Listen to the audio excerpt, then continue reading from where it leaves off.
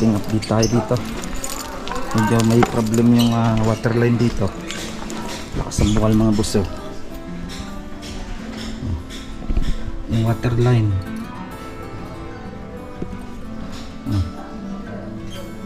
Water line yan pag hindi dito sa CR, doon sa kabilang unit. Pero parang obligado dito sa kabilang CR. Mache-check natin. Pero pag pinatay nila yung main at nawala yan, dito yan sa CR. Yan may graba na. Dito may graba na rin. At prepare na para sa halo. Okay. Wala na yung tubig oh. Naubos na. Pinapatay natin yung tubig na magdamag. Kaya wala na. Ibig sabihin, nandito sa loob ng CR may leak yung water line nya. Nabuhusan na. May tubing yung tayo nilagay sa ilalim. Maliit lang na tubing na nilagay natin para support yung poste natin hindi gumalaw. Prepare na para sa pintura. And dito, tatakpan na lang naman yung design yan. Dito sa second floor, kapag tiles na tayo, halos sa zero na lang ng pool. Yan, at ito nililiya na. And then yung pintura na sunod na. Yan, halos sa liyahan na naman. So naliya na, pero pintura. Dito sa second floor naman. Ayan na, ang kulay tayo. Semi-gloss lang naman yung pinto. Yung piniprepare na yung dito na sa ano. Piniprepare na yung aking mga cabinet. Okay.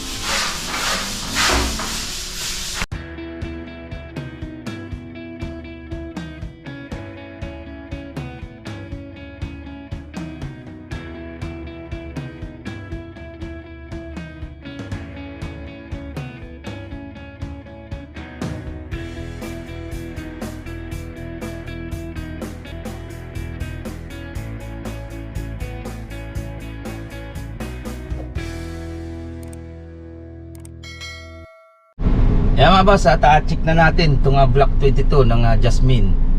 At diba bro sa phase 3. Ayan.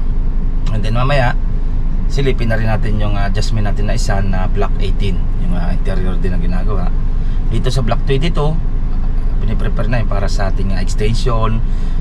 Nagtatalis na, nagpamasilya na. Yan ating ginagawa dito sa block 22. Okay, tara, samahan nyo ako at check na natin. Let's go. Ito na yung ating deliver na mga materials. Yung hollow blocks na lang ang kulang pa dito.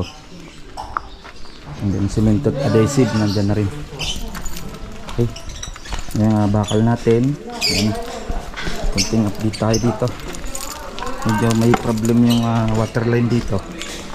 Lakas ang bukal mga buso. Yung water line.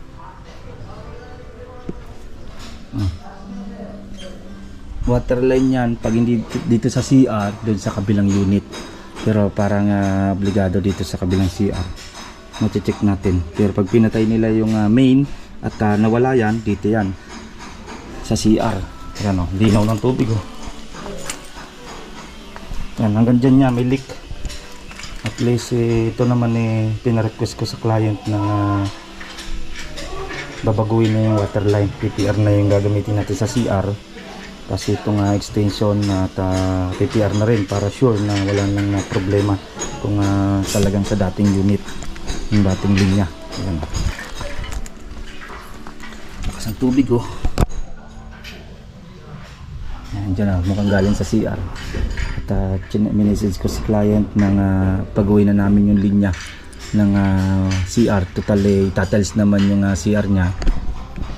Ayan, itatiles naman yung kanyang CR.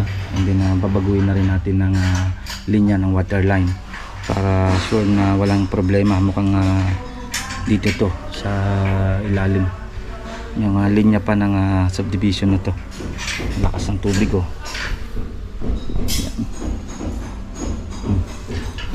Hindi namin ma-check doon kasi wala pang kontador. Kaya kung papatay namin doon malalaman yun kung magagana talaga yung kontador niya, na hindi namin bubuksan yung mga gripo. At pag gumana yung kontador, ibig sabihin dito yun. Kasi mabuti na rin naman ng papalitan na lang ng lahat ng waterline para wala na problema kung mga PPR na yung gagamitin natin. Okay. ginagawa na yung ating mga anilyo. Yan. Pahukay na tayo. 3 poste. Tsaka doon extension. Same lang to sa block 20 na gagawin natin. Yan, natatayo na yung poste natin mga boss. Yung lalagyan na ng graba. Buhusan na lang ng graba yan. Hindi, namatay na yung tubig niya. Pinatay namin yung tubig dito ng unit. Ayan nga may problema. Yung ilalim nitong CR. Wala nang tagos sa tubig. Gano. Ibig sabihin yan, merong PVC blue na walang Neltex na nilagay or may basag. Yan ang problema. Kaya papalitan na natin ng PPR yan. Ayan o. Wala na yung tubig niya. Ayun o. Nagdamag nila pinatay yung tubig. Kahapon, lakas ng tubig niya. Punong-puno yung mga balon natin. Ayan. Bubuhusan na yan. Hindi nasunod niyan yung tie beam. Lagyan natin maliit na tie beam para kahit paano may support yung ating poste. Hindi katagalan, hindi sa gumalaw. Okay. Yan o, may graba na. Dito may graba na rin. At prepare na para sa halo. Okay. Wala na yung tubig oh. Naubos na. Pinapatay natin yung tubig na magdamag. Kaya wala na. Ibig sabihin, nandito sa loob na CR may leak yung water line nya. Ayan ang tambak ng materials natin. S1, white sand, tsaka hollow blocks. Ayan. Dito yan sa block 22. At nagtatiles na rin naman dyan sa second floor.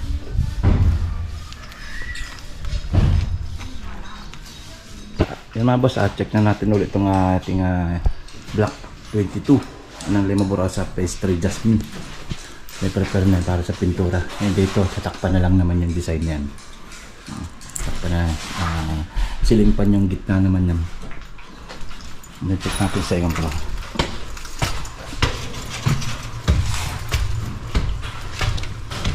Dito sa second floor, kapag-tiles na tayo. Halos sa 0 na lang naman pulo.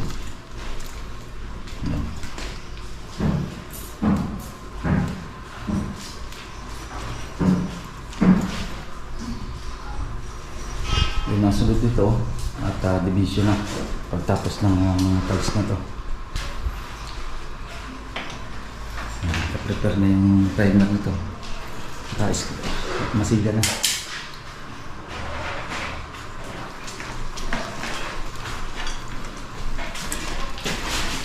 Hindi mo sa baba.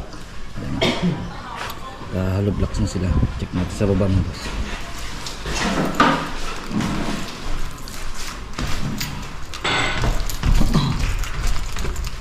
Nakasisa.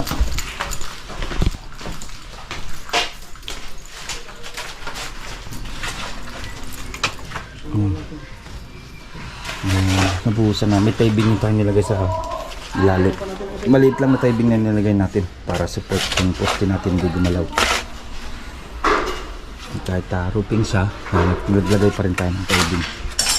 Kaya binakbak natin, hinugot natin yung dating bakal para hindi lumabas katagalan yung truck. Extension na tayo. Sintada na yan at yung bakod na yung diretso na para close na.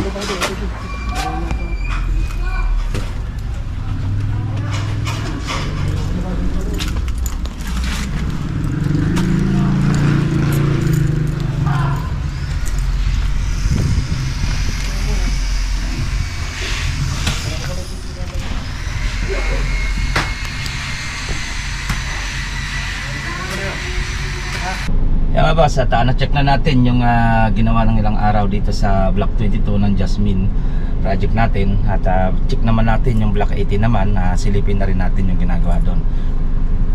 Alos nagpipintura na, yung cabinet pinaprepare na pintura yung loob, pero yung second floor tapos na, alos tapos na, grout na lang kulang doon. Hindi sa baba, pinaprepare na rin para sa pintura. Okay, tara samahan niyo ako. Block 18 naman tayo ng Jasmine Limabro sa phase 3. Let's go. Yan mga boss, dito na tayo sa block 18. Ayan o. At silipin na natin yung interior na nakalipas na ilang araw. At puro pintura na lang ang ginagawa diyan. Tara, let's go. Yan, check na natin. Okay. Yan, at ito, nililiyan na. Hindi na pintura na sunod na. Yan, halos sa lihan na naman. Ito, naliyan na, pero pintura. Dito sa second floor naman. Ayan na, ang kulay na tayo. Ito, naliyan na rin, pero pinturahan na lang naman. Ayan.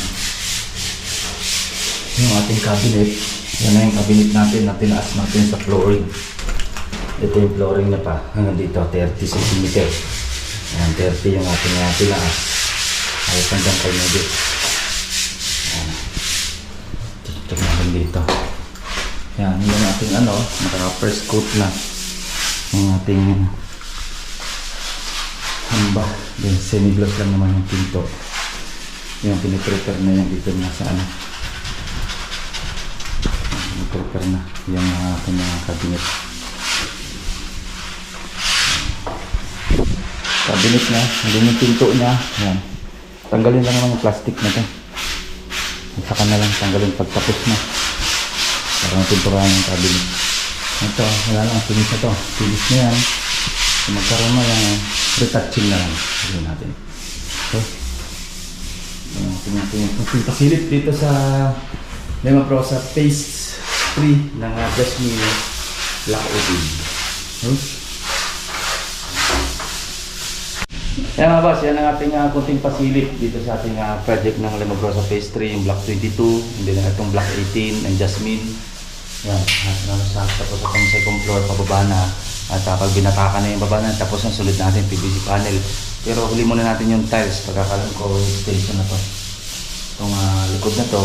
And then iniintay lang natin yung permit by ngayong week or next week darating yung permit na. Hindi na para September alam ko papa-start na rin ito. Tama-tama yan pa September. Kasi tapos na rin itong interior. Maliwan lang natin yung tiles kasi mahirap magkilos pag may tiles na hindi pa nagagawa yung extension. Okay, hanggang dito na lang at ingat-ingat ka mga boss at next update ko, pasilipin na lang natin yung Linea ng siguro Black 31 ulit. Silipin natin, nag-deliver na ako ng materials para doon. Okay, dito na lang, ingat-ingat tayo mga boss. Bye-bye. Ito pong J. Uragon Vlog, napakaganda po ng channel na ito, no? Tungkol po ito sa construction. Actual construction po ang channel na ito, no? Pag pinanood nyo po ito, panalo po kayo sa channel na ito. Napakaganda po ng mga video niya. Lalo na pong magaganda, no, yung mga iba't ibang design niya. Kakaiba po yung mga iba't ibang design niya sa mga kisame. Subukan nyo pong panoorin J. Uragon Vlog na ito. Matutuwa po kayo pag pinanood nyo po yung mga video niya. Maraming salamat po.